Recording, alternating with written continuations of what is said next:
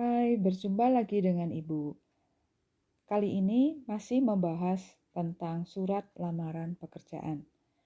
Kalau di pertemuan sebelumnya, kita sudah membahas struktur surat lamaran pekerjaan, kemudian ciri kebahasaan yang harus digunakan dalam surat lamaran pekerjaan, kemudian surat lamaran pekerjaan harus dalam kondisi bersih, rapi, tidak boleh ada kesalahan.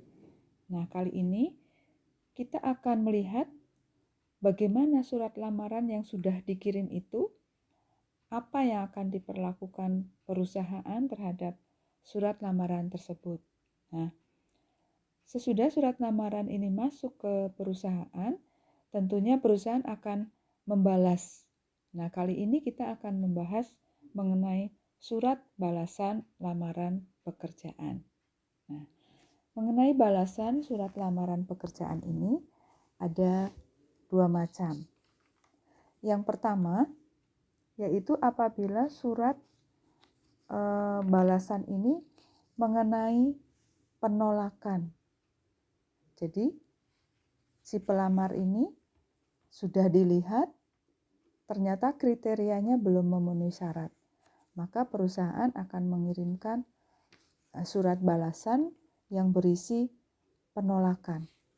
Nah, untuk penolakan dibutuhkan kehati-hatian atau kecermatan atau kebijakan, karena untuk menolak itu tentunya membutuhkan kata-kata yang sopan, kata-kata yang tidak menyakitkan. Maka di dalam balasan surat lamaran pekerjaan tidak boleh langsung mengatakan Anda ditolak atau Anda tidak kami terima, itu tidak boleh. Maka harus menggunakan pilihan kata yang lebih halus, lebih sopan. Apa saja yang terdapat di dalam surat balasan lamaran pekerjaan yang berisi penolakan? Yang pertama adalah ucapan terima kasih. Terima kasih atas surat lamaran yang sudah dikirimkan ke perusahaan. Yang kedua adalah penyesalan karena belum dapat menerima si pelamar. Kemudian yang ketiga, alasan penolakan. Jadi jelaskan kepada si pelamar apa alasan penolakan terhadap pelamar tersebut. Kemudian yang keempat, harapan untuk membesarkan hati pelamar. Nah, mengapa pelamar perlu diberi harapan? Secara psikologis atau secara kejiwaan, si pelamar ini harus dibesarkan hatinya, harus tetap diberi harapan bahwa dia masih punya kesempatan untuk bekerja. Jadi tidak putus asa. Ya. Itu isi dari surat lamaran yang tentang penolakan. Kemudian jika isi balasan surat lamaran itu tentang panggilan, maka hal-hal yang harus disampaikan adalah sebagai berikut. Jelaskan maksud panggilan. Nah, maksud panggilan ini untuk apa? Untuk wawancara atau untuk tes dan sebagainya.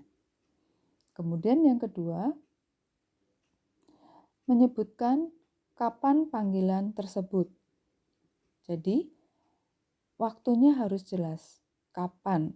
Yaitu harinya, tanggalnya, waktunya harus disebutkan. Kemudian yang berikut, di mana?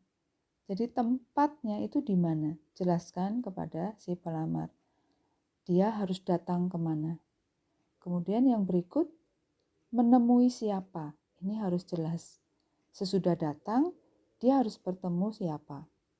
Nah, kemudian yang kelima, persyaratan atau dokumen yang harus dibawa. Misal, pada saat si pelamar ini mengirim surat lamaran kan sudah membawa dokumen ya, sudah melampirkan dokumen-dokumen. Apabila masih ada yang perlu dibawa atau yang perlu disampaikan kembali, maka boleh diberitahu kepada si pelamar tadi. Dokumen apa saja atau persyaratan apa saja yang harus dibawa untuk melengkapi dokumen-dokumen sebelumnya. Kemudian kalau masih ada hal-hal lain yang harus disampaikan, juga perlu diberitahukan kepada si pelamar supaya tidak bolak-balik gitu ya, tidak bolak-balik, harus kembali lagi, datang lagi ke kantor. Nah, ini harus disampaikan semuanya dengan jelas. Nah, itu tadi isi tentang balasan surat lamaran pekerjaan. Nah, berikutnya adalah tugas. Tugas dari ibu adalah ibu nanti akan memberikan contoh surat balasan lamaran pekerjaan ya. Kemudian kamu diminta untuk menjawab pertanyaan-pertanyaan yang ibu sampaikan. Nah, semuanya itu akan ibu berikan di Google Form. Kemudian kumpulkan semua tugas tadi tepat waktu. Nah, demikian penjelasan dari ibu.